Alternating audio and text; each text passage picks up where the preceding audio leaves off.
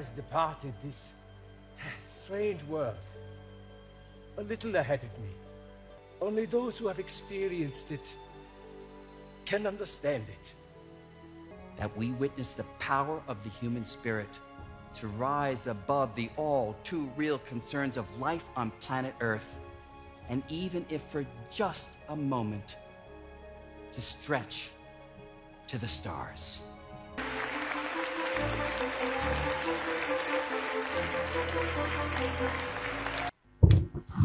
So that was first of all thank you for everyone. आप लोग आए हमारे साथ, ये बहुत ही इंटरेस्टिंग जो शो था वो हमने देखा, और अब इस पे हम कुछ डिस्कशन करते हैं और अपने जो एक्सपीरियंसेस हैं और जो लर्निंग है वो शेयर करते हैं, और आपके जो व्यूज़ हैं इस हवाले से वो भी। तो शहरियार आप बताओ आपका कैसा रहा एक्सपीरियंस अभी तक? मुझे तो बहुत ही ज़बरदस्त लगी ये प्ले, बहुत ही मैं तो एंड में थोड़ा सा इमोशनल भी हो गया। अच्छा। क्योंकि वो जिस तरह की उसकी स्ट्रगल थी और सारा कुछ, जिसकी मैंने बायोग्राफी पढ़ी हुई है, वॉल्टर आइजैक्सन ने इसकी सबसे डिफिनेटिव बायोग्राफी लिखी है आइंस्टाइन की, वो मैंने बहुत पहले पढ़ी थी अंडर ग्रेजुएट ईयर्स में। लेकिन इस तरह इस प्ले की फॉर्म में देखना, थिएटर की फॉर्म में उसकी जर्नी को बताना शुरू से बचपन से लेके टूवर्ड्स इज मतलब डाइंग मोमेंट्स तक वो स्ट्रगल ही करता रहा to understand the nature of reality, fundamental nature of reality. बल्कि उसकी तस्वीर भी है जो कि न्यूयॉर्क टाइम्स में पब्लिश हुई थी, उसका जो आखिरी ब्लैक बोर्ड था आइंस्टाइन का, चौक से उसने आखिरी दिन भी अपना ब्लैक बोर्ड भरा हुआ था इक्वेशन से। और since he was a child he was curious about nature, और वो कंपस से बड़ा फैसिनेट होता था कि कंपस किस तरह काम कर रहा है, कौन सी मिस्टीरियस फोर्स है जो इसे मूव करा रही है, और करते करते वो कहाँ तक हमारी अंडरस्टैंडिंग को ले गया। तो I was very very impressed by the document. तो वैसे अगर मैं आपसे पूछूं कि आइंस्टाइन, चूँकि आप फिज़िक्स की फील्ड में आ गए हो, तो अगर फिज़िक्स में कोई आ रहा है तो डेफिनेटली वो आइंस्टाइन से इंस्पायर तो हुआ होगा। तो आप किस एज में आइंस्टाइन से इंस्पायर्ड हुए, और क्या मेन रीज़न क्या थी? मैं सबसे पहले फ़िज़िक्स में तो मैं एस्ट्रोनॉमी के थ्रू आया था। मेरा स्पेस से फैसिनेशन हुई थी मेरी, कि जो इस तरह के कॉस्मोलॉजिकल बड़े बड़े ऑब्जेक्ट्स हैं, बड़े फैसिनेटिंग लगते थे मुझे। तो उसके बाद फिर मैं फ़िज़िक्स की तरफ आया। तो फिज़िक्स में ऑब्वियसली ये जो रिलेटिविटी है बड़ी क्लीन और पॉलिश्ड सी थ्योरी है, और इससे हमें इतनी ज़्यादा इंसाइट्स मिलती हैं यूनिवर्स के बारे में लार्ज स्केल पे। तो मुझे इसको पढ़ने में बड़ा मज़ा आया, और इससे ना सिर्फ हमें स्पेस और टाइम की वर्किंग और ग्रेविटी का पता चलता है, बल्कि भी पता चलता है कि यूनिवर्स एज अ होल किस तरह इवॉल्व करती है। और बिग बैंग को समझने के लिए आपको जनरल रिलेटिविटी की ज़रूरत है, और इसकी जो एवोल्यूशन है उसको समझने के लिए भी आपको इसकी ज़रूरत है। तो for someone who is a space enthusiast, Einstein की थ्योरी पढ़ना जो है ये इंडिस्पेंसिबल है। तो अगर आपने यूनिवर्स को लार्ज स्केल पे समझना है, किसी भी सेंस में समझना है, तो आइंस्टाइन की थ्योरी पढ़ना लाजमी है। तो इस सेंस में मैं फिर इसकी तरफ आया। आप बताएं आपके किस तरह फैसिनेशन स्टार्ट हुई आइंस्टाइन? देखें, फैसिनेशन मुझे तो लगता है स्कूल लेवल पे हुई थी। जब सबसे पहले किसी ने E=mc² के बारे में बताया था, उस वक्त तो पता नहीं था, लेकिन वो कहते थे कि मैटर के अंदर से कुछ रेडिएशंस निकलती हैं, ठीक है, और वो रेडियो एक्टिव होती हैं, और समटाइम्स वो बड़ी डेंजरस भी होती हैं, और इससे बॉम्ब भी बनाया जा सकता था, या बॉम्ब भी बनाया जा सकता है, या इतनी इसके अंदर एनर्जी है। तो ये चीज़ तो मुझे बहुत ज़्यादा बचपन में ना फैसिनेट करती थी कि ये कैसे पॉसिबल है। फिर मुझे लगता है कि जब मैं स्कूल में था ना, मैट्रिक 9th 10th में, तो एक टीचर ने बताया था टाइम के बारे में, और उसमें जो बड़ा मशहूर जो ट्विन पैराडॉक्स है ना, उसके बारे में। तो वो जब सुना तो उससे बहुत ज़्यादा फैसिनेशन हुई कि ये कैसे पॉसिबल है, क्योंकि टाइम तो हम जैसे समझते हैं कि टाइम एब्सोल्यूट है, सबके लिए एक जैसा होता है। तो मेरे लिए ये बहुत बड़ी फैसिनेशन थी कि how it could be possible. तो फिर मैंने सोचा कि इसको मज़ीद पढ़ा जाए।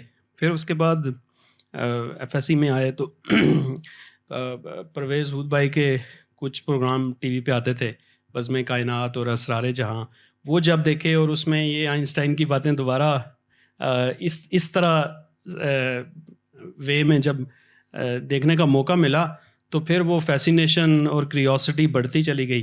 फिर मैंने सोचा कि अब हुद भाई से पढ़ने के लिए यहाँ पे आते हैं मैं एबटाबाद में था, तो फिर मैं यहाँ पे मैंने एडमिशन लेने का सोचा कायदा यूनिवर्सिटी में।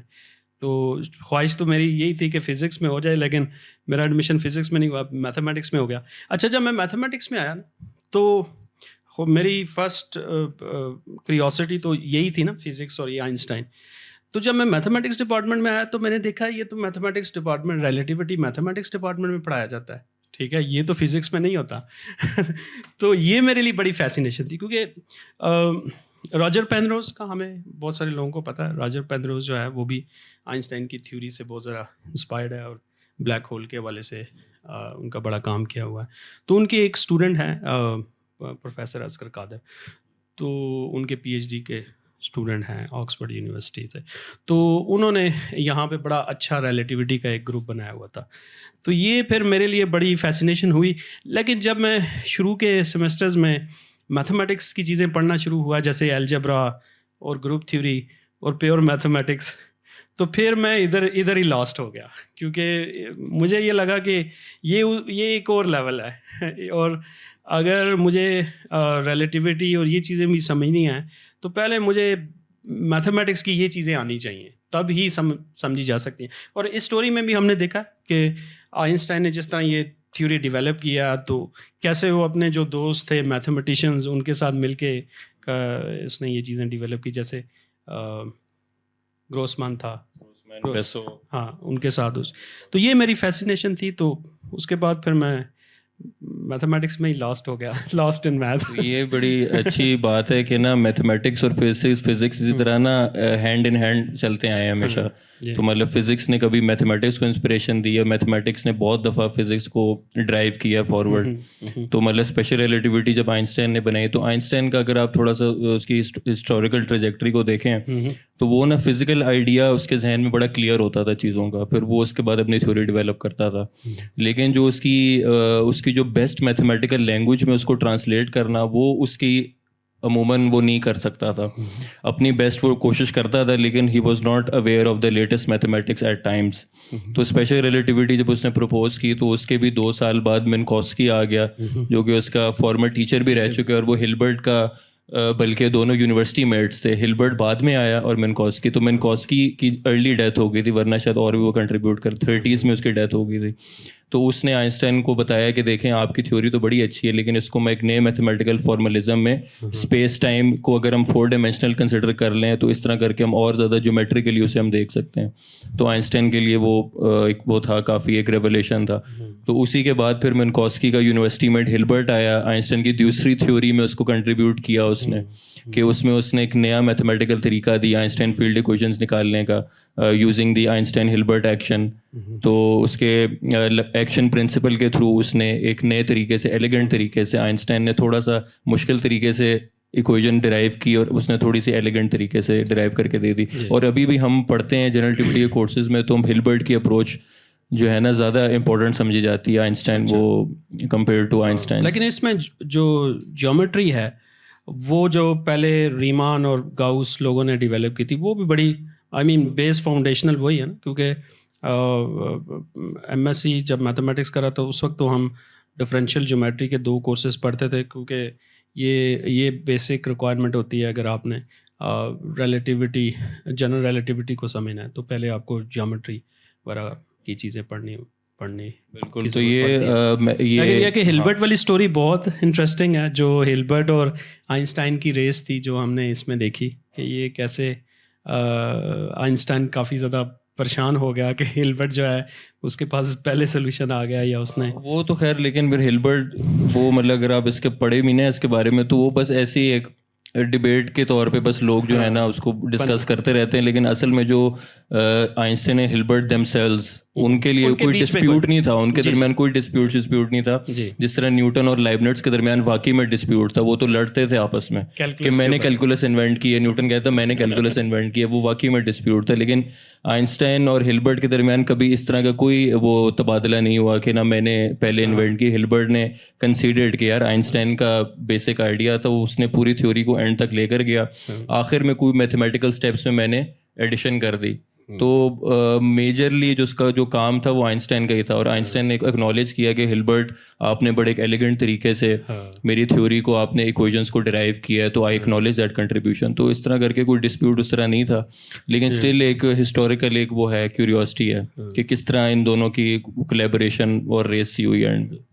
लेकिन देखें इस स्टोरी में बहुत सारे फैसिनेटिंग चीज़ें हैं जो हमें इंस्पायर करती हैं कि जो बेसिक क्वेश्चन था जो न्यूटन ने पूछा था कि ग्रेविटी क्या है। अब ग्रेविटी एक ऐसी फोर्स है जो हम सब एक्सपीरियंस करते हैं हैव ऑल द टाइम, लेकिन न्यूटन के पास फार्मूला है, लेकिन वो उसके पास उसकी एक्सप्लेनेशन नहीं है कि वाई इसका रीज़न क्या है।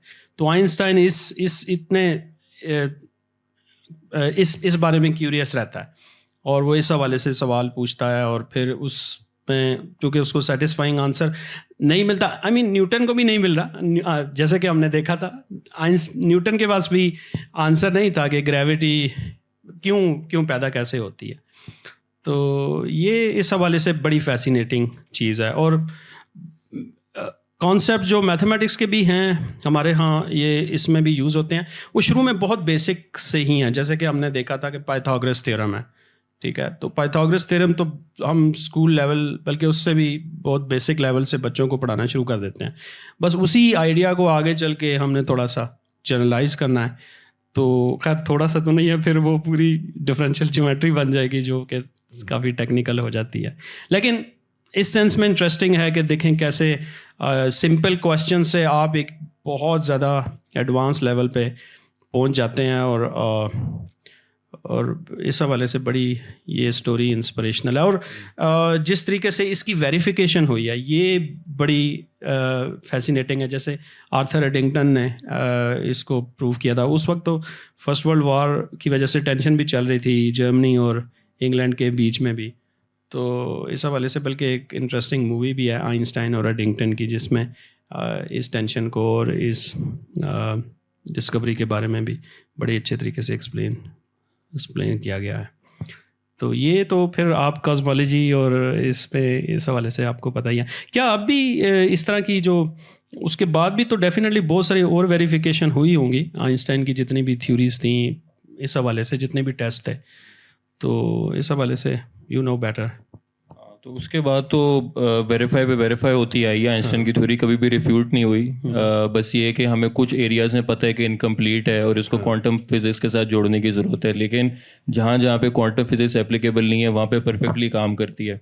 तो ये जो लाइट डिफ्लेक्शन वाले टेस्ट के बाद और भी बहुत सारे टेस्ट हुए, जिस तरह ग्रेविटेशनल रेडशिफ्ट वेरीफाई हुआ, मेरे ख्याल से आइंस्टाइन की शायद लाइफ टाइम में ही हो गया था, आई एम नॉट श्योर, लेकिन उसमें भी ये आइंस्टाइन की प्रेडिक्शन थी कि जैसे अगर लाइट एक ग्रेविटी की फील्ड में फॉल करेगी तो वो ब्लू शिफ्ट हो जाएगी, और जब वो ग्रेविटी से दूर जाने की कोशिश करेगी तो रेड शिफ्ट हो जाएगी। तो इस तरह करके भी साइंटिस्ट ने एक ऊंचे से टावर के ऊपर वो गए और वहाँ से उन्होंने लाइट को नीचे फेंका, और ऊपर जो वेवलेंथ थी और नीचे जब रिकॉर्ड किया तो उसमें फ़र्क था, तो जिससे प्रूव हो गया। और आइंस्टाइन की थ्योरी ने जो प्रेडिक्शन दी थी उसी के एन मुताबिक था। उसके बाद फिर ग्रेविटेशनल वेव्स हमें पता है कि डिस्कवर हुए थे 2016 में, हमने डिटेक्ट कर लिए थे, जिससे नोबेल प्राइज़ मिला है। तो ये जो और ब्लैक होल सबसे बड़ी वो प्रेडिक्शन है। हाँ। उसकी ब्लैक होल्स की तस्वीर भी अब आ गई, 2020 में मेरे ख्याल से आई थी ETH टेलीस्कोप में, 2022 में। ब्लैक होल की जो फर्स्ट अर्ली कैलकुलेशंस थी श्वार्ट्ज ने की थी, और वो भी I think during the war उसने की थी। ये भी ट्रेंचेस में था। आई थिंक ये फर्स्ट सोल्यूशन थे, अर्ली सॉल्यूशंस थे इसके, क्योंकि ये जनरल इक्वेशन है ना हमारे पास। तो फिर अब इस जनरल इक्वेशंस के आपने इसमें लैम्डा वाली टर्म भी लिखी हुई है। ये तो खैर आगे ये लैम्डा, चलो अब तो खैर ये सही हो गई है, लेकिन डार्क एनर्जी के उससे पहले ये नहीं इंक्लूड होती थी, लेकिन चलें छोड़ें उसे। लेकिन कार्ल शॉर्टशील्ड था, जर्मन फिजिसिस्ट था, मैथमेटिशियन था, बड़ी ज़बरदस्त मैथमेटिशियन था।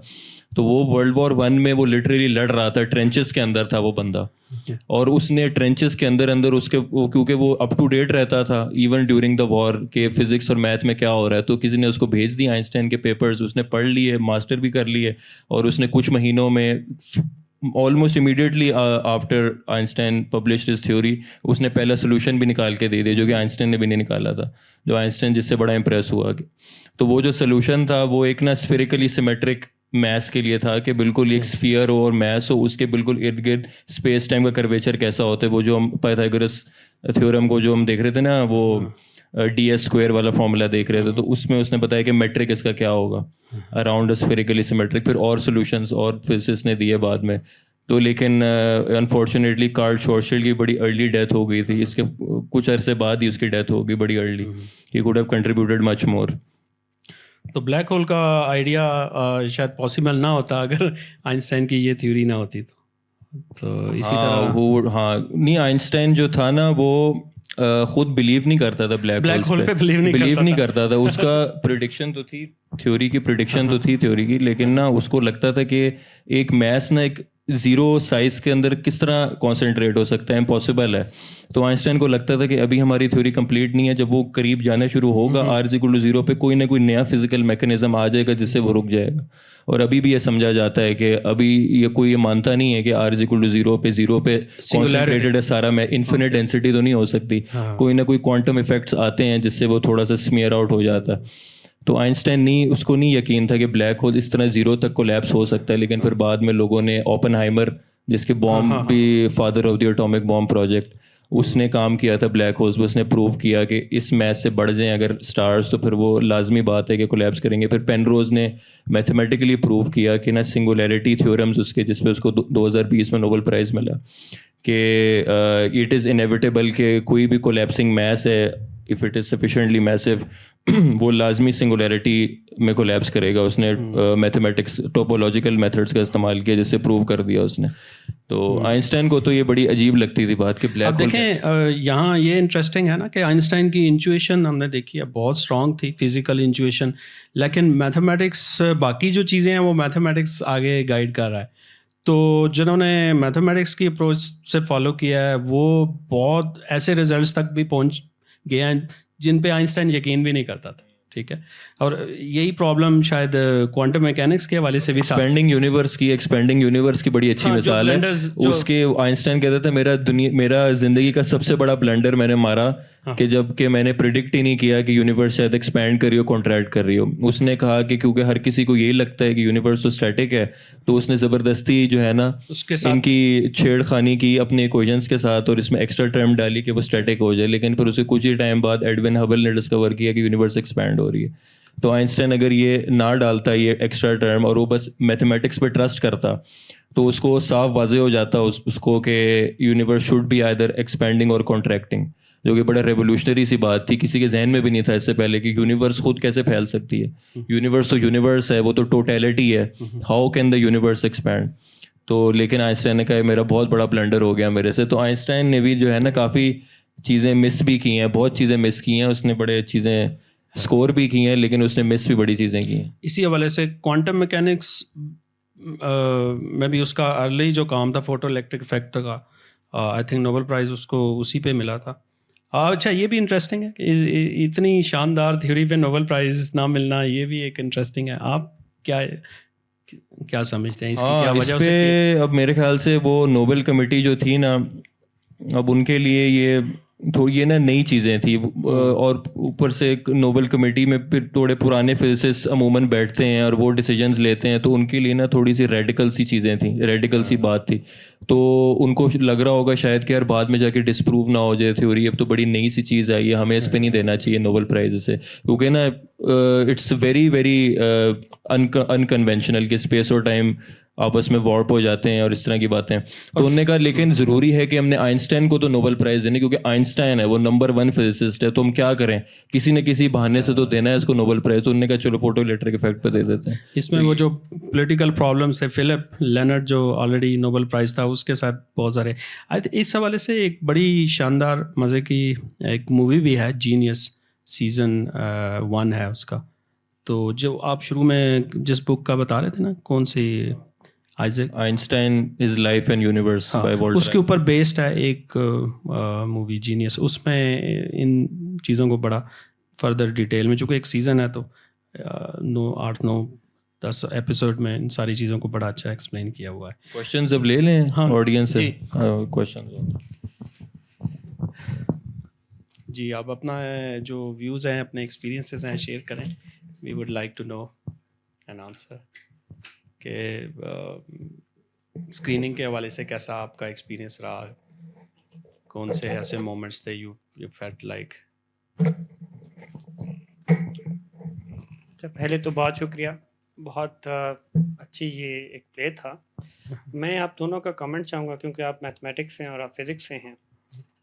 प्ले में भी ये आइंस्टाइन ट्राई कर रहा था कि मुझे कोई मैथमेटिकल सपोर्ट मिल जाए। आइडिया तो उसके माइंड में आ गया था। एक तो मेरा ये क्वेश्चन है कि ये है बहुत पुराना क्वेश्चन है कि जो नेचुरल प्रोसेसेस हैं उनको जब हम जनरलाइज करने की कोशिश करते हैं या तो मैथ्स ही वो क्यों लैंग्वेज है जिसमें हम ये generalised laws of nature explain करते हैं। दूसरा मेरा सवाल ये है, जिस तरह इस प्ले में भी दिखाया गया कि आइंस्टाइन को शुरू में जो उसके प्रोफेसर थे वो जैसे जी वो फॉर्मेटिंग ठीक नहीं है तो उसका जो पेपर एक्सेप्टेड नहीं है, वो अभी भी है, यहाँ पे भी है। तो जो अर्ली रिसर्चर्स हैं जिनको ये चीज़ें अभी भी सामना करना पड़ती हैं, और इनफैक्ट मैंने खुद सुना हुआ है कि अगर आप थोड़ा सा पैशनेट हैं या कोई काम करना चाहते हैं तो प्रोफेसर कहते हैं कि तुमने आइंस्टाइन बनना है, बहुत तुम पढ़ना चाहते हो, तो वो पैशन कैसे अलाइव रखा जाए। तीसरा मेरा सवाल ये है कि मैथमेटिक्स जिस तरह हम इस तरह की डॉक्यूमेंट्रीज देखते हैं या बायोग्राफीज पढ़ते हैं, उन जो हमारे साइंटिस्ट्स या मैथमेटिशियंस गुजरे हैं, they were driven by curiosity, imagination. हम जो मैथमेटिक्स पढ़ते हैं वो मेयर सिंबल्स हैं और इक्वेशंस हैं जो हमें समझ नहीं आती हैं, और हम जो पढ़ते हैं कॉलेजेस यूनिवर्सिटीज़ में वो जस्ट वो प्रॉब्लम सेट्स होते हैं, वो सॉल्व करने के लिए वो डिग्री ले लेते हैं। तो how should be the mode of teaching mathematics के जिससे अगर मैं कोई नेचुरल प्रोसेस को इमेजिन कर रहा हूँ तो वो इस लैंग्वेज में मैं जनरलाइज कर सकता हूँ। देखें, जो आपका लास्ट क्वेश्चन है ये मैथमेटिक्स की एजुकेशन का, तो हम सब जो प्रॉब्लम्स है वो तो हमें पता है, और एजुकेशन के प्रॉब्लम्स तो आइंस्टाइन को भी उस वक्त भी थे, ठीक है। और वो कहता था जैसे कि मेरी जो लर्निंग के बीच में जो हर्डल आ रही है वो एजुकेशन ही है। और एक और जगह पे उसने ये भी कहा था कि ये एक मिरेकल होता है कि आपकी क्यूरियोसिटी जो है वो फॉर्मल एजुकेशन से बच जाए। तो ये तो एक वर्ल्ड वाइड प्रॉब्लम है, ठीक है, ये हमारा प्रॉब्लम नहीं, हमारे यहाँ ज़्यादा है क्योंकि फिर हम इन चीज़ों पे फोकस नहीं है, फिर और भी बहुत सारे इकोनॉमिकल रीजंस हैं और बिजनेस के रीजंस हैं जिसकी वजह से ये प्रॉब्लम रहता है। बाकी जो मैथमेटिक्स की नेचर की बात कर रहे हैं वो तो फिर मैथमेटिकल फ़िलासफ़ी की पूरी एक बहस है, क्योंकि अगर हम उसके साथ उसको लिंक करेंगे, पहले हम यहाँ पे काफ़ी सेशन इस तरह के कर चुके हैं स्टोरी ऑफ मैथ्स के हवाले से। फॉर एग्जांपल लास्ट संडे को हमारा सेशन था story of math, the language of the universe, कि इंसानों ने ये कैसे ये लैंग्वेज डेवलप की, या how we started thinking mathematically at some stage. तो ये तो आप जाएंगे पीछे इजिप्शियंस तक चले जाते हैं, बेबीलोनियंस तक चले जाते हैं, ग्रीक्स तक चले जाते हैं। ग्रीक्स का तो बड़ा इंपॉर्टेंट रोल है क्योंकि उन्होंने जो मैथमेटिकल मेथड्स, डिडक्टिव रीजनिंग वहाँ पे उन्होंने डेवलप की, वो तो आज भी हम पढ़ते हैं, ठीक है। और वही जैसे पाइथागोरस थ्योरम हमने कहा था कि वही बातें अभी तक यूज़ होती हैं थोड़ा जनरलाइज फॉर्म में।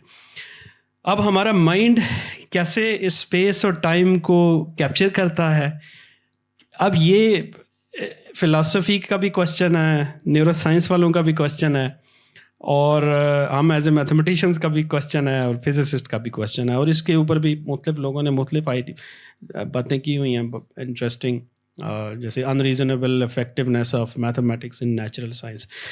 और जो फ़िलासफ़र्स हैं शुरू के, जैसे पहले ही आपकी बहस लाइबनिस और न्यूटन की स्पेस और टाइम के हवाले से चल रही थी, उस पे तो इनका आप ज़रूर एक सेशन देखें, philosophy of space and time, वो इधर हुआ था, वो तो मैं रिकमेंड करता हूँ, बहुत अच्छा है कैसे ये बहस वहाँ पे शुरू हुई थी स्पेस और टाइम की, जो न्यूटन और लाइबनिस की थी। और लाइबनिस खुद नहीं करता था, शायद अपना उसका असिस्टेंट था क्लार्क, उसके थ्रू करता था, ठीक है। बाद में अब इन बातों से या इन डिस्कशन से एक और जर्मन फिलोसफर था कांट, वो बड़ा इम्प्रेस हुआ, ठीक है। तो उसने क्रिटिक ऑफ प्योर रीज़न जो है ना पूरी लिख दी, और उसमें उसने स्पेस और टाइम के हवाले से बड़ा फिलोसॉफिकल डिस्कशन की कि ये हमारी माइंड की कंस्ट्रक्शन है या आउट देयर है, ठीक है। तो ये तो उसमें आपको फिर वो चीज़ें पढ़नी पड़ेंगी कि थिंग इन इटसेल्फ है, space time thing in itself है या हमारे माइंड की कंस्ट्रक्शन है, ठीक है। इसमें बीच में वो रेने डेकार्ट भी आता है। रेने डेकार्ट ने अपना स्पेस का जो कॉन्सेप्ट दिया था वो तो बड़ा, उसमें टाइम नहीं है, ठीक है। वो जस्ट कार्टेशियन कोऑर्डिनेट सिस्टम है, एक्स वाई जी, उसमें टाइम नहीं है। न्यूटन उसमें टाइम डाल देता है, लेकिन उससे वो स्पेस टाइम तो बन जाती है और उससे बहुत सारे प्रॉब्लम्स मैथमेटिकली आप कंस्ट्रक्ट कर लेते हो, लेकिन वो स्पेस टाइम का मसला ये है कि वो एब्सोल्यूट है, उसमें स्पेस भी एब्सोल्यूट है, टाइम भी एब्सोल्यूट है, ठीक है। आइंस्टाइन की ये बड़ी इसमें रेवोल्यूशनरी आइडिया है कि वो उसको डायनामिकल कर देता है। उसको कहता है कि जैसे ही हम मैटर को बीच में लेके आते हैं या एनर्जी को लेके आते हैं तो ये स्पेस टाइम जो है ना ये एब्सोल्यूट नहीं रहता, ये बस फिर कर्व्ड होना शुरू हो जाता है, ठीक है। और ये एक बहुत बड़ी इंसाइट थी। आई डोंट नो इससे पहले हमने इंसानों ने क्यों नहीं ऐसा सोचा, क्योंकि देखिए ज्योमेट्रिकली तो जो गाउस थे या रीमन थे इन्होंने ये चीज़ें मैथमेटिकली तो कंस्ट्रक्ट कर ली थी, लेकिन उन्होंने ये इंट्यूशन नहीं डेवलप कर पाई, ठीक है। तो ये आइंस्टाइन की इस हवाले से तो बहुत बड़ा क्रेडिट है आइंस्टाइन का कि उसने हमारी इस सोच के अंदर ना बहुत बड़ी तब्दीली लाई। इसे हम वो पैराडाइम शिफ्ट्स कहते हैं ना साइंस के अंदर, कि आपका सोचने का अंदाज शिफ्ट हो गया, ठीक है। उसके बाद कि स्पेस टाइम जो है वो एब्सोल्यूट नहीं है, वो रिलेटिव है, और पर्सपेक्टिविज़म बीच में आ गया। वैसे इसके और भी कॉन्सिक्वेंसेस बहुत हुए फ़िलासफ़ी के ऊपर भी, क्योंकि फ़िलासफ़ी के जो और डोमेन्स हैं उन पे भी इसका असर हुआ पर्सपेक्टिविज़म का हर लिहाज से। तो ये बहस अभी कंप्लीट तो नहीं हुई, ठीक है। अब मेरे ख्याल में कांट के बाद जो फ़िलासफ़र था, एटलीस्ट जो आइंस्टाइन को भी पसंद था, मुझे भी पसंद है, शोपेनहावर था, ठीक है। तो उसने अपनी किताब लिखी, जो मशहूर उसकी किताब थी वो थी the world as will and representations, ठीक है। तो ये उसकी बुक है, उसमें वो इन चीज़ों को एक्सप्लेन करता है। तो आइंस्टाइन भी उससे इंस्पायर था। आइंस्टाइन के हवाले से मैंने एक वीडियो देखी थी आइंस्टाइन और शोपेनहावर के हवाले से, कि आइंस्टाइन के ऑफिस में 3 लोगों की तस्वीरें थी, एक फैराडे की थी, एक मैक्सवेल की थी और एक शोपेनहावर की थी। शोपेनहावर की नहीं थी, शायद न्यूटन की थी मेरे ख्याल से। हाँ, बट एनीवे मैंने जिस वीडियो में देखी उसमें शोपेनहावर का जिक्र, तो वो इन आइडियाज़ से ना वो मुतासर था, ठीक है। क्योंकि शोपेनहावर ने भी फिर स्पेस और टाइम के इन आइडियाज़ को ना थोड़ा सा वो किया। और ये बहस इधर से कांट से भी शुरू नहीं होती, ना ही डेकार्ट से होती है, ना न्यूटन से होती है। ये करते करते बहस पीछे जाती है ग्रीक्स पे, और ग्रीक्स में जो प्लेटो है उसकी बहस है, ठीक है। तो वो प्लेटोनिज्म में वो कहता है कि ये चीज़ें मैथ्स की मैथमेटिकल आइडियाज़ फॉर्म्स ये एग्जिस्ट करते हैं, हम एब्स्ट्रैक्ट वर्ल्ड में, फॉर्म्स की वर्ल्ड में हम सिर्फ उनको रिप्रेजेंट करते हैं, ठीक है, अपने रियल वर्ल्ड में, या उसकी अप्रॉक्सीमेशन करते हैं। जो सर्कल यहाँ पे ड्रॉ हुआ है ये परफेक्ट सर्कल नहीं है, ये उस आइडियल सर्कल की रिप्रेजेंटेशन है, ठीक है, वो मैथमेटिकल फॉर्म में हो या फिर ज्योमेट्रिक फॉर्म में हो। तो ये तो बहुत पुरानी बहस है, और ये बहस मुझे नहीं लगता अभी भी सेटल्ड है, ठीक है। जो इसमें डिफरेंट स्कूल ऑफ थॉट्स हैं जो अभी भी इस पे बहस करते हैं। और Einstein was more like realist, ठीक है, वो प्लेटोनिस्ट उस सेंस में नहीं था, शायद वो ज़्यादा रियलिस्ट था। तो इस सेंस में आप बताएं इस हवाले से कुछ ऐड करें। हाँ, ये काफ़ी कॉम्प्लेक्स बहस है कि अनरीजनेबल इफेक्टिवनेस ऑफ मैथमेटिक्स की, मैथमेटिक्स क्यों, लेकिन शायद हम इसे इस तरह एक्सप्लेन कर सकते हैं कि क्योंकि फ़िज़िक्स भी ह्यूमन माइंड की कंस्ट्रक्शन है और मैथ भी ह्यूमन माइंड की कंस्ट्रक्शन है। तो अगर हमारा कोई डिफरेंट किस्म का दिमाग होता तो हम परसीव भी यूनिवर्स को डिफरेंट तरीके से करते, और फिर हम मैथ भी डिफरेंट तरीके की बनाते हैं हम। तो मैथ हम अमूमन नेचुरली, क्योंकि मैथ हमारी फिजिकल इंट्यूशन से निकलती है, जो यूक्लिड के एक्सिम्स आपने शायद देखे हो कि स्ट्रेट लाइन होती है, और क्या होता है कि a point is that which has no parts, वो जो चीज़ें हमने देखी हुई हैं रियल लाइफ के अंदर ना, उससे हम अपनी एक्सिम्स सेट करते हैं, फिर उससे वो मैथमेटिक्स डेवलप करते हैं। और साथ ही साथ फिज़िक्स भी वही है जो कि हमारी परसेप्शन से निकलती है, हमारी ख़ास किस्म की परसेप्शन से। तो ऐसा हो सकता है कि यही वजह हो कि क्योंकि the thing that is doing the physics and mathematics is the same, the human mind. So that is why there is it seems that there is such an unreasonable effectiveness of mathematics and physics. क्योंकि math भी वही इंसान इजाद कर रहा है और physics भी वही इंसान डिस्कवर कर रहा है, तो शायद इट इज़ इनएविटेबल के दोनों के दरमियान बड़ा डीप कनेक्शन होगा. वैसे आई थिंक इस अप्रोच को एरिस्टोटेलियन रियलिज्म भी कहते हैं, ठीक है, क्योंकि प्लेटो का फिर आगे स्टूडेंट एरिस्टोटल आ जाता है, तो उनकी यही डिसएग्रीमेंट होती है. फिर मेरे ख्याल में एरिस्टोटल किसी और जगह चला जाता है और फिर वो अपनी लॉजिक और अपना थ्योरी इस हवाले से डेवलप करता है. बट हाँ, यूक्लिड की आपने बात की या यूक्लिडियन जो ज्योमेट्री है उसकी बात की, उसमें बेसिक एक्सियम्स हैं, लेट्स सपोज 3-4 एक्सियम्स हैं, और लेकिन उनमें से एक एक्सियम था, 5 थे, आई थिंक 5 एक्सियम्स हैं, और 5वां जो एक्सियम था उसमें प्रॉब्लम था. और मैथमेटिशियंस बड़े अरसे तक ये कोशिश करते रहे कि ये 5वां एक्सियम एक तो लंबा इतना है और ऐसा लग रहा है कि ये पहले 4 से निकल आएगा, मैंने डिड्यूस हो जाएगा, लेकिन ऐसा नहीं हुआ. लेकिन उसके बाद जब ये गाउस और रीमन और इस तरह के कुछ और लोग थे, बोलियाए वगैरह, उन्होंने फिर जब इसको दोबारा से देखा उन्होंने कहा कि नहीं, यहाँ से शो हो रहा है कि ज्योमेट्री सारी यूक्लिडियन नहीं होती, नॉन यूक्लिडियन ज्योमेट्री भी होती है, और स्फेरिकल ज्योमेट्री भी होती है, और कर्व ज्योमेट्रीज भी होती हैं. तो वहाँ पे जो ज्योमेट्री होगी वहाँ कर्वेचर इम्पॉर्टेंट है, ठीक है. तो इसलिए फिर आइंस्टाइन की थ्योरी में आपको ये सारी मिलती हैं, ठीक है. और आपको आई मीन जब आपने स्पेस को कर्व कर दिया ना, स्पेस टाइम को कर्व कर दिया, तो अब वो डिपेंड करता है कर्वेचर किस जगह का है. अगर सिंपल फ्लैट है तो फिर यूक्लिडियन ही लग जाएगी उस पैच में, लेकिन जिस पैच में ज़रा स्फेरिकली कर्व्ड है तो फिर वो स्फेरिकल ज्योमेट्री में ट्रायंगल बनेगी, उसमें सम ऑफ ट्रायंगल जो एंगल्स होंगे वो ग्रेटर होगा, और समटाइम्स वो एक इस तरह की भी डिफरेंट हाइपरबोलिक टाइप की भी ट्रायंगल बन जाती है. मतलब स्पेस में ये सारी पॉसिबिलिटीज़ फिर हायर डायमेंशंस में भी ये पॉसिबल होती हैं. तो अब ये इस हवाले से 2 तरह के स्कूल ऑफ थॉट्स हैं. तो मुझे लगता है आइंस्टाइन ज़्यादा एरिस्टोटेलियन और आई डोंट नो ज़्यादा रियलिस्ट था, और रियलिटी की बेस पे चीज़ों को करता था, ठीक है. और उसकी इंट्यूशन जो है ना, वो रियल इंट्यूशन ज़्यादा स्ट्रॉन्ग थी, फिजिकल मतलब फिजिकलिज्म वाली साइड पे था वो. तो इसलिए उसने बहुत सारे अच्छे आइडियाज़ डेवलप भी कर लिए. लेकिन मैथमेटिक्स का हमें पता है फिर that is not enough. I mean physical intuition enough नहीं है. फिज़िकल इंट्यूशंस हमारी भी होती हैं और हम भी बहुत सारे तुक्के लगा जाते हैं, ठीक है. लेकिन जब मैथमेटिक्स आएगा ना तो मैथमेटिक्स में चीज़ें रिफाइन हो जाएंगी, क्लियर हो जाएंगी कि जो हमारी फिज़िकल इंट्यूशंस हो रही हैं वो कितनी ठीक हैं, जब तक हम उनको मैथमेटाइज नहीं कर पाएंगे, क्योंकि वो फिर पूरा एक लॉजिकल सिस्टम बन जाता है ना, एक्सियोमेटिक सिस्टम है, फिर उससे डिडक्शंस हैं, तो फिर वो वहाँ पे फिर हमें मैथमेटिक्स के ऊपर ही रिलाई करना पड़ेगा. तो ये इस हवाले से. अच्छा जी, ये अच्छा लगा ये डॉक्यूमेंट्री यहाँ पे देखने. वैसे हम घरों में देखते हैं लेकिन उतना अच्छा नहीं, उतना मतलब मज़ा नहीं था जितना यहाँ पे मज़ा आया. क्योंकि उसके बाद ये जो सेशन है आप लोग जो डिस्कशन करें, क्योंकि हर डॉक्यूमेंट्री को देखने के बाद कुछ क्वेश्चंस आते हैं जहन में, कुछ इस तरह के होते हैं, वो फिर ज़्यादा एड्रेस नहीं होते हैं, उसके बाद हम बंद करते हैं. तो मेरा जो सवाल है वो ग्रेविटी के बारे में. तो आइंस्टाइन ने जो ग्रेविटी के बारे में बताया, बाद में ये जो क्वांटम मैकेनिक्स है उसमें उस तरह से फिट नहीं आता है, डिस्क्राइब नहीं होता, अगर मैं गलत नहीं हूँ तो.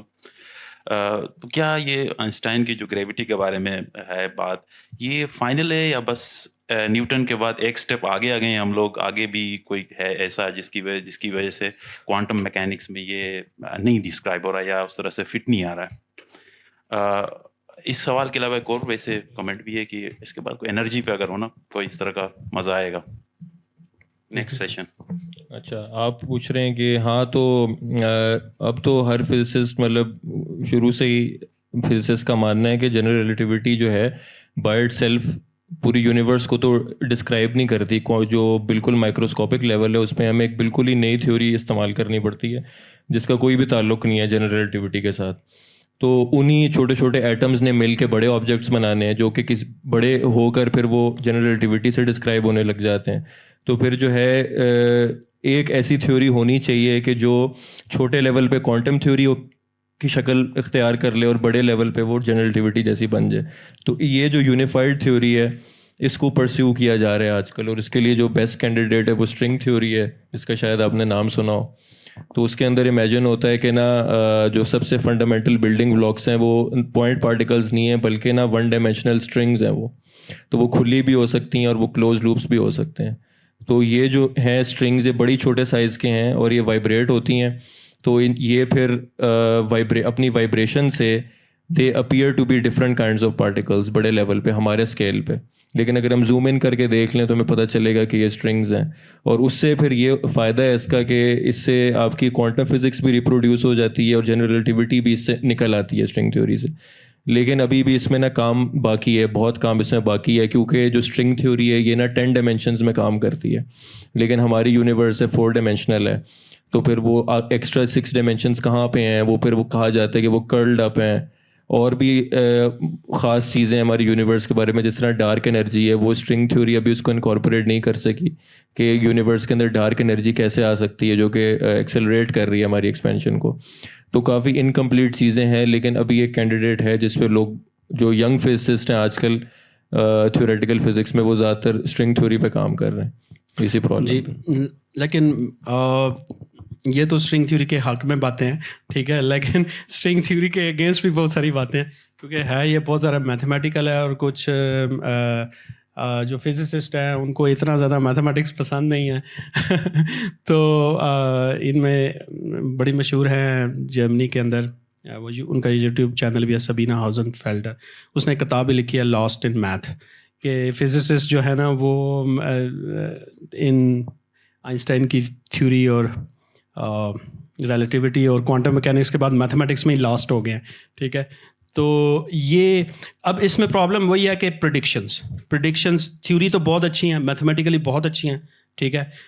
हम मैथमेटिशियंस के लिए तो बहुत ही अच्छी हैं, ठीक है। इतने इसमें अच्छे मज़े के प्रॉब्लम हैं मैथमेटिक्स के और ज्योमेट्री के और हायर डायमेंशंस के, कि मैथमेटिशियंस को तो ये हमेशा से मतलब फैसिनेट करती रही है। और मैथमेटिक्स और फिज़िक्स का सही मानों में ना यहाँ पे मिलाप है।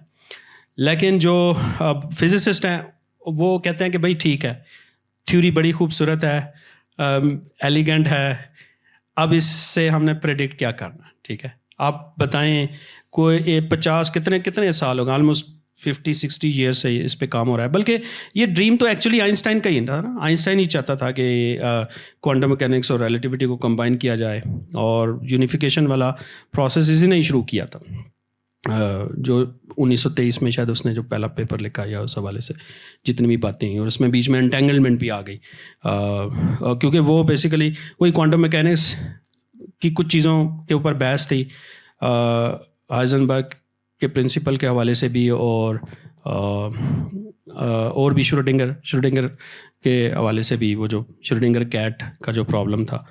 तो उस चक्कर में फिर बहुत सारी नई थ्योरीज़ भी आई, बड़ी मज़े की थ्योरी आई, अब्दुल सलाम की थ्योरी आई, स्टैंडर्ड मॉडल तक हम पहुंच गए। स्ट्रिंग थ्योरी उसका उसी सफ़र का हिस्सा है। अब ये फिजिसिस्ट हैं, ये इनके मुताबिक तो बहुत सारी चीज़ें स्ट्रिंग थ्योरी से निकल आती हैं। तो इसका मतलब यह है कि स्ट्रिंग थ्योरी ने अभी तक हमें कुछ नया नहीं दिया है, ठीक है, इस सेंस में। मतलब अभी तक जो कुछ भी दिया है वो वही दिया है जो उधर से ड्राइव होकर पहले से हमारे पास मौजूद है। जैसे कि हमने आइंस्टाइन की ये इक्वेशन है ना, इस इक्वेशन की ख़ास कंडीशंस को आप अप्लाई करेंगे तो आपसे न्यूटन की ग्रेविटी निकल आती है, ठीक है। इसी तरह आपके पास स्ट्रिंग थ्योरी है, स्ट्रिंग थ्योरी की बहुत सारी चीज़ों से हो सकता है ये भी निकल आए, या क्वांटम मैकेनिक्स की बहुत सारी चीज़ें, लेकिन आती तो वही है ना जो पहले से मौजूद हैं। तो थ्योरी को सक्सेसफुल होने के लिए, बेहतर होने के लिए, ये भी ज़रूरी है कि वो कुछ नया प्रेडिक्ट करे, कुछ नया बताए जिसको टेस्ट किया जा सके। अब वो बताते तो हैं मेरे ख्याल में, लेकिन वो उसके लिए हाई एनर्जी लेवल के एक्सपेरिमेंट्स चाहिए। वो कहते हैं कि आप वो कर लें फिर शायद सुपर सिमेट्री मिल जाएगी। तो ये एक बड़ा क्रिटिसिज्म चल रहा है साइंस के अंदर, और दो तरह मुख्तलिफ तरह के बहस है जो इस वक्त चल रही है, ऑनगोइंग है। इसमें एक और भी थी लूप क्वांटम ग्रेविटी, ठीक है, क्योंकि लूप क्वांटम ग्रेविटी में ना अब स्पेस टाइम को पिक्सलेटेड भी कर देते हैं कि ये हो सकता है कि स्पेस टाइम जो इधर हमारे पास बन रही है आइंस्टाइन की थ्योरी में, ये तो बड़ी कॉन्टीन्यूस सी है, स्मूथ सी है, ठीक है। तो अगर हम इसको जूम इन करते चले जाएं तो हम कहाँ तक पहुँच सकते हैं अल्टीमेटली। तो वो कहते हैं कि जो प्लांक लेंथ है स्मॉलेस्ट स्केल है, वहाँ तक पहुँच जाएंगे तो प्लांक लेंथ स्मॉलेस्ट यूनिट हो जाएगा। इसी तरह फिर टाइम का भी कोई एक यूनिट बना लें, ठीक है, तो वहाँ से ये इमर्ज होती है, ठीक है, जो स्पेस टाइम इमर्ज हो रही है वहाँ से हो रही है, और उसको फिर हम लूप क्वांटम ग्रेविटी के हिसाब से एक्सप्लेन कर देते हैं। बट ये एक और तरह की बहुत सारी इंटरेस्टिंग बहसें हैं जो चल रही हैं इस हवाले से। Okay, in a lighter mood, I just want to know, is there some jealousy and biasness factor between physicists and mathematics, जो कि थोड़ी देर पहले हमने देख लिया आप दोनों के बीच में? हाँ जी, देखिए डॉक्यूमेंट्री में तो हमारे पास इस तरह की सिचुएशन भी आई थी। इस फिल्म के अंदर हमने देखा था हिल्बर्ट और किसके बीच में, आइंस्टाइन के बीच में, वो तो उन्होंने बहुत ही ज़बरदस्त तरीके से रिजॉल्व कर ली। हमारे बीच में तो खैर कोई नहीं है क्योंकि हम किसी एक प्रोजेक्ट पे काम नहीं कर रहे, बट यह है कि इनके जो इंटरेस्ट है मेरे भी वही इंटरेस्ट हैं, तो हमारा कोई इस तरह का क्लैश हमारे बीच में तो नहीं है। हाँ, ये है कि इंटरप्रटेशंस की, ये सारी आगे इंटरप्रटेशंस की मसला है, और इंटरप्रटेशंस में भी ना मैथमेटिशियंस को इतना मसला नहीं है, टू बी ऑनेस्ट, ठीक है। मैथमेटिशियंस तो खुश रहते हैं, आप नए नए अच्छे अच्छे आइडियाज़ लेके आए, वहाँ से नया मैथमेटिक्स डेवलप होगा, ठीक है। So we are always happy in that sense. ये प्रॉब्लम असल में फिजिसिस्ट के हैं और इंटरप्रटेशंस के, तो वो इंटरप्रटेशंस इतनी सारी हो गई हैं कि उन पे बड़ी ज़बरदस्त किस्म की इनकी बहसें होती हैं। अब यही उनके बारे में बता सकते हैं।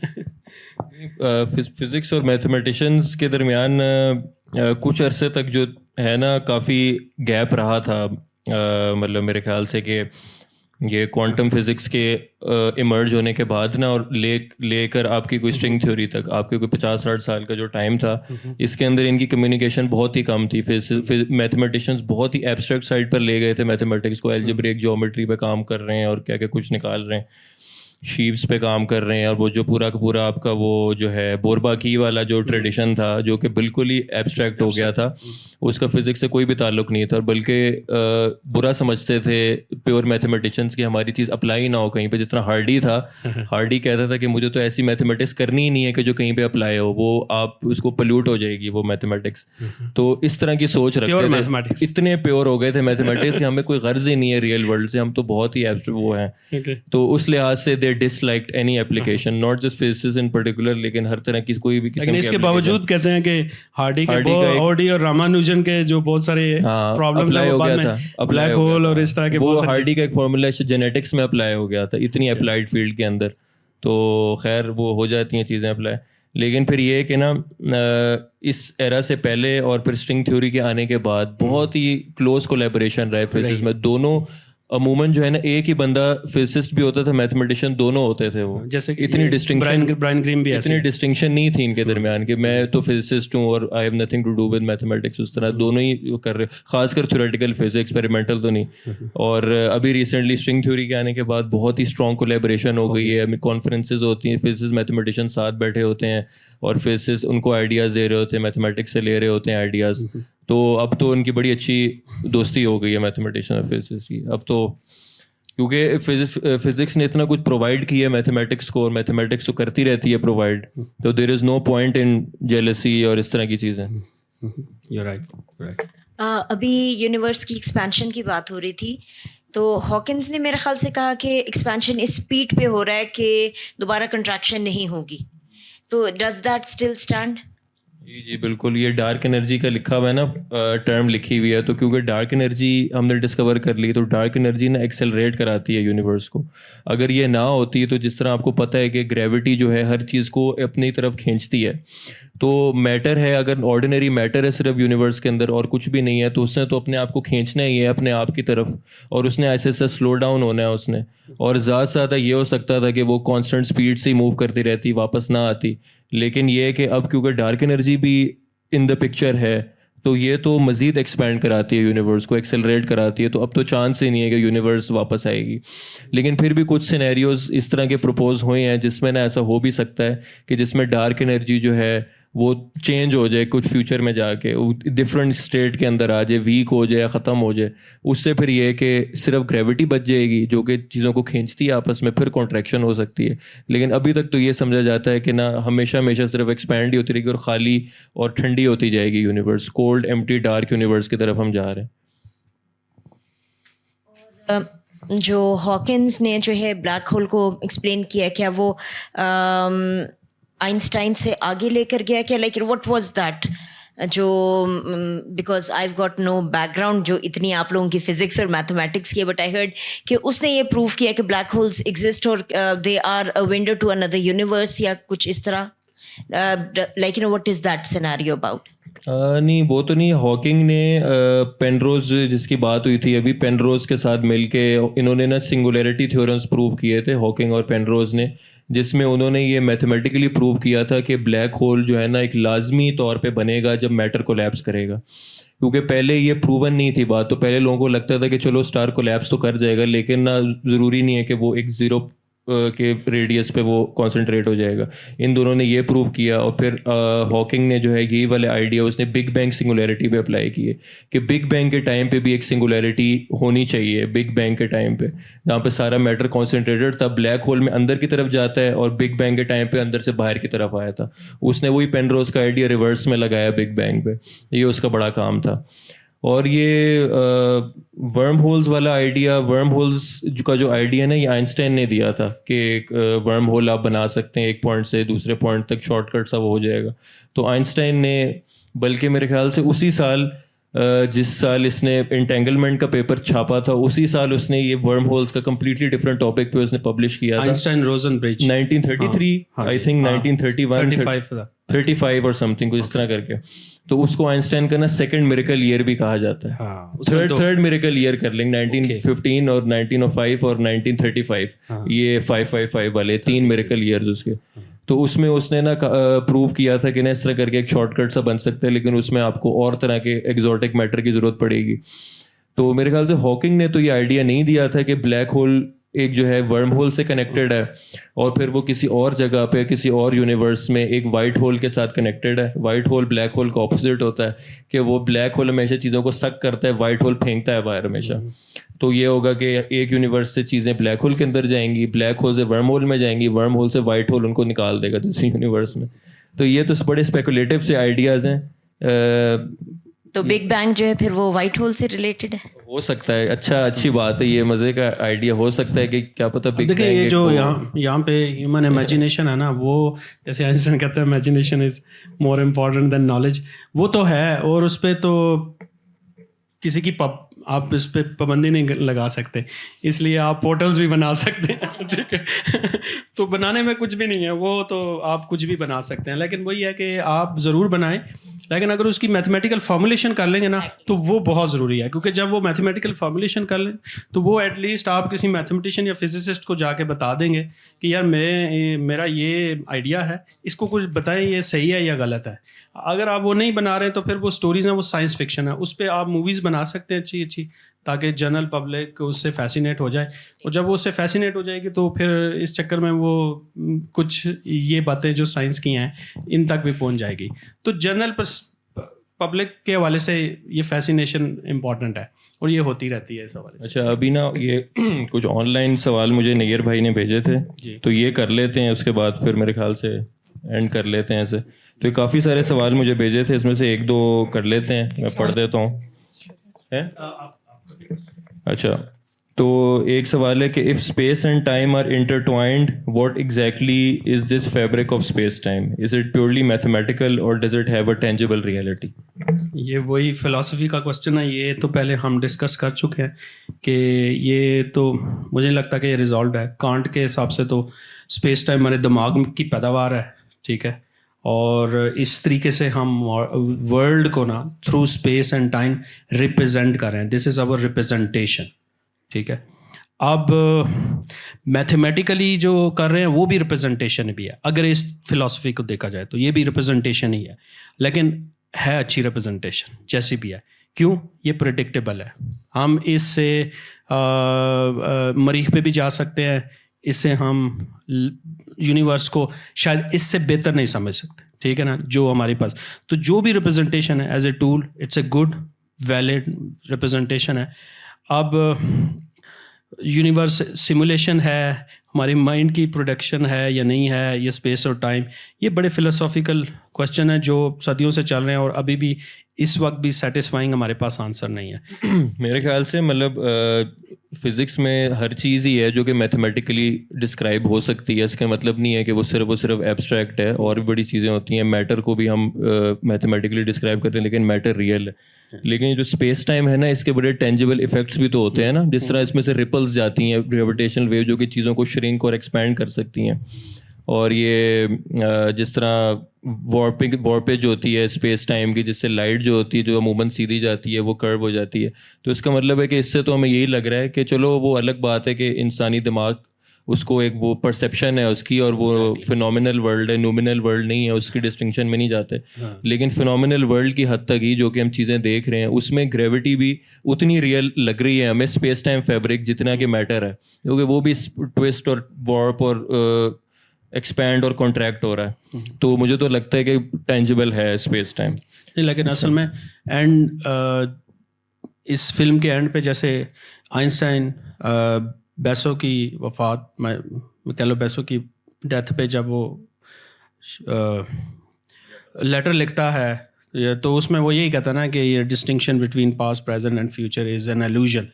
तो अब जब आप एल्यूजन बीच में लेके आते हैं ना, इस तरह के वर्ड्स और एल्यूजन जाते हैं, तो ये चीज़ें ना साइकोलॉजी और बहुत सारे जो फिक्शन वाले लोग हैं या लिटरेचर, ये इनको ये चीज़ें फैसिनेट करती हैं और फैसिनेटिंग है भी। I mean it's human intellect को फिर आप इस तरीके से अट्रैक्ट हो जाते हैं, और फिर जब आप अट्रैक्ट होंगे तो फिर उस हिसाब से बहुत सारी अपनी थ्योरीज अपने तौर पे कंस्ट्रक्ट करेंगे। एक चीज़ इसमें सिर्फ मैं ऐड करना चाहता हूँ, क्योंकि जब आइंस्टाइन ने ये थ्योरी अपनी दे दी स्पेस टाइम की, बड़ी पॉपुलर हो गई 1919 की कंफर्मेशन के बाद, तो क्योंकि ये फिर फैल गई, जैसे कि ब्रायन ग्रीन ने एक्सप्लेन किया कि हर तरफ फिर लोग इसको एक्सेप्ट करना शुरू हो गए, इस पर मीटिंग्स इसी तरह की होने लग गई और बात शुरू हो गई। तो जो फ़िलासफ़र थे उन्होंने भी फिर इस पे बहस की, क्योंकि स्पेस टाइम की बातें तो फ़िलासफ़र पहले बहुत पुराने कर रहे थे।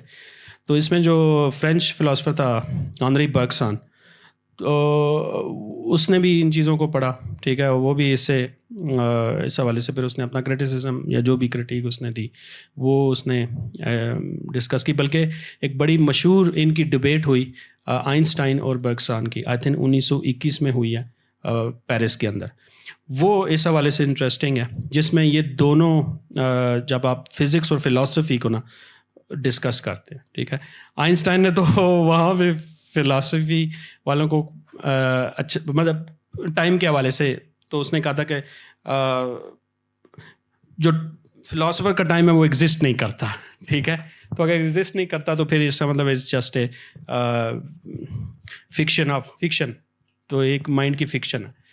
तो बर्गसन इसको डिफरेंट वे में कहता है, वो इसको सब्जेक्टिव टाइम के हवाले से कहता है। फिर वो ड्यूरेशन की बात है। अब ये साइकोलॉजी, ये साइकोलॉजिकल टाइम का कॉन्सेप्ट है, और इस पे आप बहुत अच्छी साइंस फिक्शन मूवीज़ बना सकते हैं। और जैसे कि बड़ी मशहूर है इंटरस्टेलर, किसी दिन हम हो सकता है इधर वो भी देख लें। तो उसमें रियलिटी भी है ऑफ कोर्स, क्योंकि जो इंटरस्टेलर वाली मूवी है उसमें भी थिपकॉन जो है उसके साथ कोलैबोरेशन क्रिस्टोफर नोलन करके बनाता है, ताकि वो उसको ज़्यादा साइंटिफिक कर सके और मैथमेटिकल या जो फिज़िकल है वो किया जा सके। लेकिन उसके जो साइकोलॉजिकल इफ़ेक्ट्स हैं वो हमारे लिए बड़ी फैसिनेटिंग है।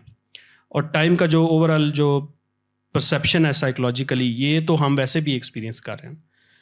तो ये बर्गसन का जो मेन आर्गुमेंट था ना इसके खिलाफ, वो ये था कि हम जब टाइम को परसीव करते ना तो हमें ऐसा महसूस होता है कि टाइम फ्लो कर रहा है, पास कर रहा है, एक मोमेंट से अगले मोमेंट। पास्ट और फ्यूचर में बहुत बड़ा वाज़ेह फ़र्क होता है। लेकिन आइंस्टाइन की थ्योरी में कोई भी डिस्टिंक्शन नहीं है पास्ट प्रेजेंट, वो सिर्फ पॉइंट्स हैं एक लाइन के ऊपर, इटर्नलिज्म है। और उसके इटर्नलिज्म की तरह है, और उसमें कोई फ्लो ही नहीं है, वो एक ब्लॉक यूनिवर्स की तरह है, स्टैटिक है, चीज़ें पहले से फिक्स्ड हैं, ट्रेजेक्टरीज पहले से तय हुई हुई हैं। और लेकिन फिर फ्लो कहाँ से आता है फिर, अगर हर चीज़ इस तरह की फिक्स्ड है। तो ये बड़ी वो अब उसने रेस किया ये पॉइंट कि आपने इतना बड़ा साइकोलॉजिकल एस्पेक्ट जो है टाइम का, ये तो आपकी थ्योरी से एक्सप्लेन ही नहीं होता। तो ये क्रिएटिव, आई थिंक उसकी बुक है creative evolution and free will के हवाले से, वो थोड़ी डिफरेंट है। उसकी जो इससे रिलेटेड है ना वो ड्यूरेशन एंड साइमल्टेनिटी उसकी नाम है किताब का, उसमें उसने इसको क्रिटिक किया हुआ आइंस्टाइन की थ्योरी को। तो अगर हम ये वाले चीज़ें पढ़ लेंगे तो बहुत सारे जो क्वेश्चन रेज हो रहे हैं जो कि नेचुरल है वेरी फैसिनेटिंग है, इनका आंसर हमें वहाँ से मिल सकता है। आपका सवाल जी। मेरा एक क्वेश्चन है कि what I understand about big bang एक बहुत कॉन्सेंट्रेटेड मैस है जो एक्सप्लोड करता है। तो जैसे हम मोमेंटम को देखते हैं कि जो जब एक्सप्लोड करेगा तो it should be kind of symmetric. तो I am curious to know कि इसमें कोई इस टाइप की थ्योरी या कुछ ऐसा एग्जिस्ट करता है लाइक फिजिक्स में, क्योंकि मेरा तो बैकग्राउंड नहीं है, कि जो इस चीज़ को बताए कि बिग बैंग जब हुआ तो अब फॉर एग्जांपल हम भी बिग बैंग के रिजल्ट में ही अर्थ और ये चीज़ें जो एग्जिस्ट करती हैं, तो क्या हम ऐसा सोच सकते हैं कि एक कोई सिमेट्रिकल चीज़ हुई जिसकी बेस पे एक सिमिलर सोलर सिस्टम में बी ऑन अपोजिट साइड हो एग्जिस्टेंस में। ओके और सेकंड ये है इस कि जो बिग बैंग हुआ तो डेफिनेटली उसका कोई ओरिजिन होगा, और तो इज़ देयर एनीथिंग जो इस चीज़ को बताता है कि वो किस जगह से स्टार्ट हुआ। अब जैसे अर्थ है तो everything is moving away from, all the galaxies are moving away from us, तो क्या वो सिमेट्रिकली सारी चीज़ें हमसे एक ही तरह से मूव हो रही हैं हमसे दूर, या कोई उसमें डिफरेंस है? और third I want to know कि जैसे आप लोग फिज़िक्स और मैथमेटिक्स का डिस्कस कर रहे थे, तो जो कॉन्सेप्ट ऑफ इन्फिनिटी है, क्या इसमें भी कोई फिज़िक्स और मैथमेटिक्स की कोई ऐसी है कि इन्फिनिटी इन मैथमेटिक्स में इन्फिनिटी, और फिज़िक्स में काफ़ी चीज़ें ऐसी एग्जिस्ट करती हैं कि जो इन्फिनिटी पे बेस हैं, for example expansion of universe और काफ़ी चीज़ें, इवन इस एक कन्फाइंड स्पेस के अंदर भी इन्फिनिटी एग्जिस्ट करती है। तो इसमें कोई है लाइक आप डिफरेंसेस? बिग बैंग के बारे में बता दें, इन्फिनिटी का हम डिस्कस करें। हाँ ठीक है। तो बिग बैंग जो था ना वो एक इस तरह का वो धमाका नहीं था, ये बड़ी मिसकंसेप्शन है कि वो एक जगह पे बस एक वो कोई था, कोई बॉल थी मैटर की, वो फट गई बॉम्ब की तरह, उस तरह बिल्कुल भी नहीं था बिग बैंग। इसका नाम ही गलत है बिग बैंग का। ये असल में जो बिग बैंग है ना, ये जो है जितने भी पॉइंट्स हैं स्पेस के वो एक साथ एक दूसरे से फार अपार्ट मूव होना शुरू हुए थे। ठीक है, तो एक ऑब्जेक्ट नहीं था प्री एग्जिस्टिंग स्पेस टाइम के अंदर जो कि फटा, बल्कि तमाम जो पॉइंट्स है स्पेस टाइम के वो एक दूसरे से दूर मूव होना शुरू हो गए। उसी तरह के जिस तरह एक गुब्बारा है उसको आप फुलाते हैं, तो गुब्बारे के ऊपर अगर आप फुलाने से पहले छोटा सा साइज़ का बैलून है उसके ऊपर आप डॉट्स बना लें, फिर आप उसको फुलाएंगे तो हर पॉइंट हर दूसरे पॉइंट से दूर जाएगा, और जो पॉइंट जितना दूर होगा वो उतनी दूर एक दूसरे से, क्योंकि उनके दरमियान फासला ज़्यादा है। एग्जैक्टली इसी तरह बिग बैंग हुआ था। तो जब बैलून आप फुलाते हैं तो आप एक सेंटर उसका आइडेंटिफाई नहीं कर सकते, किसी भी पॉइंट को आप सेंटर बना सकते हैं। जब बैलून फैल रहा होता है, बैलून जब फैल रहा होता है, अपने डॉट्स बनाए हुए कोई भी आप सेलेक्ट कर लें, आपको लगेगा कि हर चीज़ उससे दूर जा रही है। एक और सेलेक्ट कर लें, हर चीज़ लगेगा उससे दूर जा रही है। एग्जैक्टली 3 डायमेंशंस में हमारे यूनिवर्स में इसी तरह यूनिवर्स एक्सपैंड कर रही है। कोई एक सेंटर नहीं है, बल्कि हर पॉइंट एक सेंटर है, या अगर आप कह सकते हैं कोई सेंटर नहीं है इसका। तो ये इस तरह की एक एक्सपेंशन है, ये it is not like normal explosion. जो आई थिंक जो आप कह रहे थे कि जिस वक्त बैंग हुआ तो कुछ इस तरफ आ गया तो दूसरी तरफ आ गया, शायद इस तरह का हो सकता है। पैरेलल यूनिवर्स की थ्योरी इस तरह की हो। अब देखें, ये मैथमेटिकली भी बहुत सारी चीज़ें ड्राइव हुई हैं, जो इमेजिनेशन से भी हैं, और कुछ मैथमेटिक्स भी आपको लीड कर रहा है। ठीक है ना, जैसे पैरेलल यूनिवर्स की एक पूरी थ्योरी है, अब वो मैथमेटिक्स से ड्राइव हुई है आई थिंक। ठीक है, दूसरा सवाल क्या था आपका? दूसरा हाँ कि वो क्या कि उससे सिमेट्रिकली एक्सपैंड हुए, फिर एक तरफ एक जैसी चीज़ बन जाए दोनों तरफ। हाँ, तो उसका तो ये मतलब नहीं निकलता कि हम एज ऑफ यूनिवर्स में हैं? नहीं, एज है ही नहीं यूनिवर्स का ना, इसका ये मतलब है। यूनिवर्स का कोई भी एज नहीं है। अब हो ये क्योंकि ना अगर यूनिवर्स अगर इन्फिनिट है, यूनिवर्स अगर फ्लैट है या फिर वो है नेगेटिवली कर्व्ड है, फिर तो इन्फिनिट है ना, फिर तो हो ही नहीं सकता एज। लेकिन अगर एक बैलून की सरफेस की तरह यूनिवर्स 3 डायमेंशनल बैलून है, तो उसमें आप एक डायरेक्शन में जाएंगे सीधा, वापस उसी पॉइंट पे आप वापस आ जाएंगे, एज तो हो मिलेगी नहीं आपको कभी।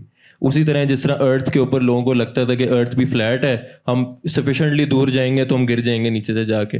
पुराने ज़माने में लोग मैप्स बनाते थे जिसमें एज ऑफ द वो अर्थ दिखाते थे, उसमें वाटर पानी नीचे गिर रहा है। तो इस तरह लोगों ने बड़ी कोशिश की सरकम नेविगेशन करने की, कि हम ना पूरा चक्कर काटते हैं, कि वास्को डी गामा ने और ये इस तरह के लोग, इन्होंने पूरा चक्कर काटा, वापस आ गए। तो उसी तरह हो सकती है यूनिवर्स। लेकिन खैर अभी तो साइंटिस्ट के मुताबिक फ्लैट है यूनिवर्स, जिसका मतलब है कि एक इन्फिनिट शीट की तरह है और वो कभी ख़त्म नहीं होगी, तो एज नहीं है कोई यूनिवर्स की। क्या है?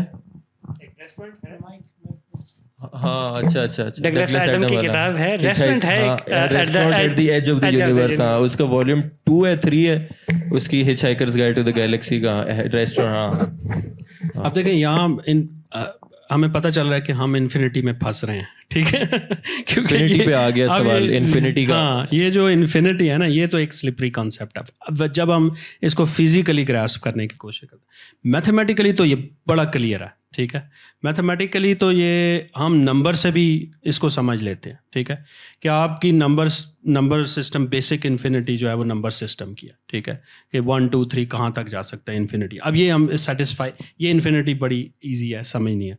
आप इसमें नेगेटिव नंबर्स को भी डाल दें वो भी इन्फिनिटी बन जाएगी, फ्रैक्शंस के भी डाल दें वो भी इन्फिनिटी है। तो मैथमेटिशियंस को इन्फिनिटी से कोई इशू नहीं है, ठीक है, दे आर वेरी कंफर्टेबल। उन्होंने पूरी एक इन्फिनिट सेट थ्योरी बनाई हुई है, ठीक है, जो कैंटर एक बड़ा मशहूर मैथमेटिशियन था उसने डेवलप कर ली, ठीक है, जर्मनी के अंदर। तो वो तो बड़ी अच्छी थ्योरी है और आप इन्फिनिटीज़ को इवन ऐड भी कर सकते हैं, ठीक है। इन्फिनिटी प्लस इन्फिनिटी होती है, but infinity minus infinity undefine होती है, ठीक है। तो ये तो बड़े इसका एक अपना मैथमेटिक्स है जो थोड़ा सा ऑर्डिनरी से कुछ जगहों पे डिफरेंट है, but still it's a very good reasonable mathematics. लेकिन जब फिजिकल इंट्यूशन में आते हैं ना हम, या फिजिकली समझने की कोशिश करते हैं, तो फिर ये प्रॉब्लम आ जाते हैं। और ये जो फिजिकल इन्फिनिटी के प्रॉब्लम्स है ना, तो उसमें तो ये फिजिसिस्ट के लिए बहुत बड़ी मुसीबत है इन्फिनिटी, क्योंकि इनकी इक्वेशंस में इन्फिनिटी आ जाए ना, तो इन्फिनिटी आने का मतलब यह सिंगुलैरिटी आ गई, ठीक है। मतलब एक आप ऐसी जगह पे चले गए हैं जहाँ अब आपको कोई इन्फॉर्मेशन ही नहीं मिल रही। तो जब आपको एक फिजिकल चीज़ के बारे में इन्फॉर्मेशन नहीं मिल रही तो फिर आप क्या करेंगे, ठीक है। फिर वही है, फिर वहाँ पे आप ये कहते हैं कि आपका मैथमेटिक्स फेल हो गया, ठीक है। एक्चुअली मैथमेटिक्स तो फेल नहीं हो रहा, मैथमेटिक्स तो कह रहा है कि यहाँ पे इन्फिनिटी है, क्योंकि infinity is a mathematical concept, ठीक है। तो मैथमेटिकली कोई मसला नहीं है, लेकिन अब उसको फिजिकली हम कैसे इंटरप्रेट करेंगे ये एक प्रॉब्लम है। और ये प्रॉब्लम मुझे लगता है ये कैसे सॉल्व होता है, क्योंकि बहुत सारी जो आपकी फिज़िक्स की बहुत सारी थ्योरीज हैं, मैंने कभी खुद तो कैलकुलेशंस नहीं की, मुझे ये मैंने सुना है कि जब आप ये रीनॉर्मलाइजेशन करते हैं, इसमें इन्फिनिटी के प्रॉब्लम्स आ जाते हैं, ठीक है, क्योंकि फिर आप उसमें से कैसे निकलते हैं, I don't know about that, ठीक है। But infinity is a big problem for physicist, that's for sure, not for mathematicians. We like infinity, and not just countable infinity, we like uncountable infinities also. अच्छा ये एक और सवाल इनका है online ये अच्छा, इज ग्रेविटी अ फोर्स और is it merely the effect of space time curvature? If it's more of an effect, does that mean our understanding of forces is incomplete? देखें फिल्म के अंदर जैसे हमने ये देखा है, उससे तो हमें ये पता चल रहा है कि gravity and acceleration are the same thing, या मैथमेटिकली ग्रेविटी जो है वो कर्वेचर है स्पेस और टाइम का, ठीक है, यही है। अब इससे अगला क्वेश्चन क्या था?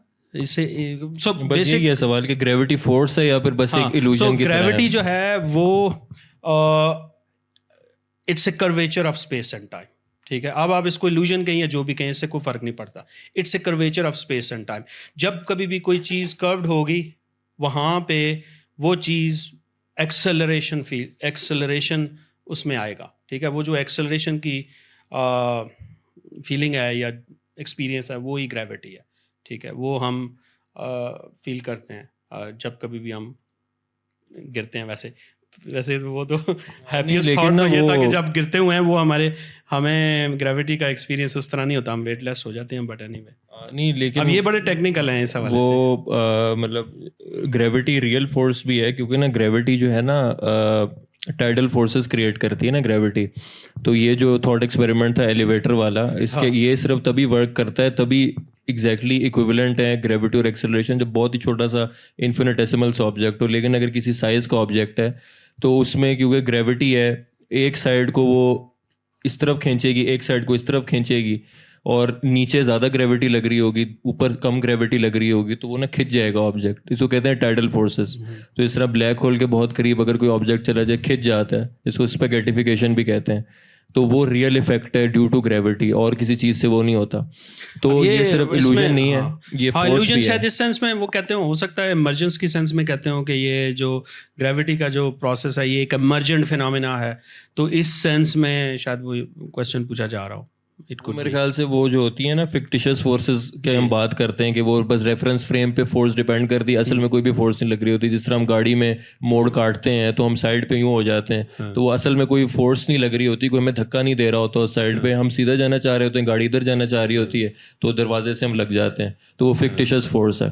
तो उसी तरह ये इनको लग रहा होगा कि ना ग्रेविटी भी बस हम सीधे जा रहे हैं और स्पेस टाइम कर्व हो गया, हम इधर चले गए, तो वो असल में किसी ने धक्का तो नहीं दिया हमें।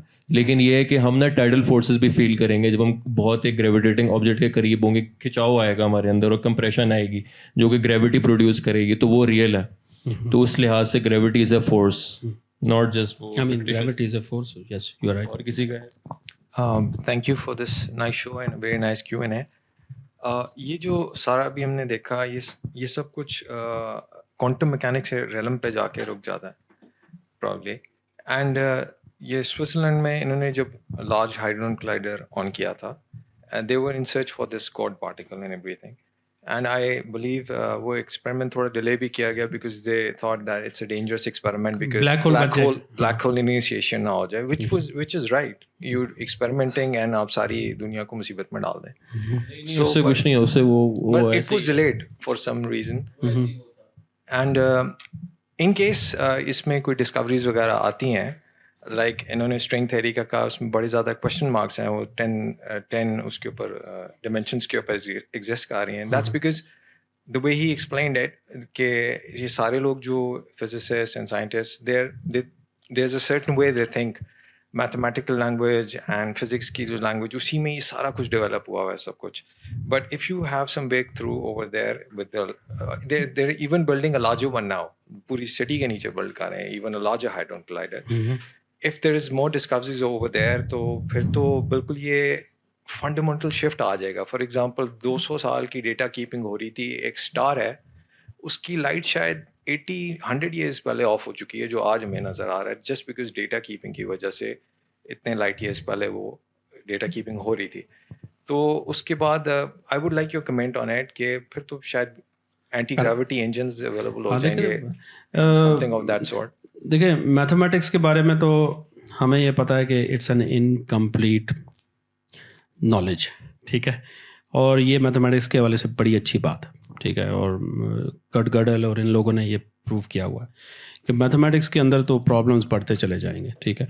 अब अगर फिज़िक्स को आप मैथमेटिक्स के ऊपर डिपेंड कर रहे हैं, ठीक है, जो कि हमने देखा है इन एरियाज़ में, तो अगर इस हवाले से ये भी एक है कि अगर मैथमेटिक्स इनकम्प्लीट है तो फिज़िक्स कैसे कंप्लीट हो सकती है, ठीक है। तो इसका मतलब ये है कि हमारी सारी जो मैथमेटिकल थ्योरीज़ हैं ना फिज़िक्स के अंदर, वो भी कंप्लीट नहीं है और है भी नहीं। ये तो आइंस्टाइन को भी पता चल गया था।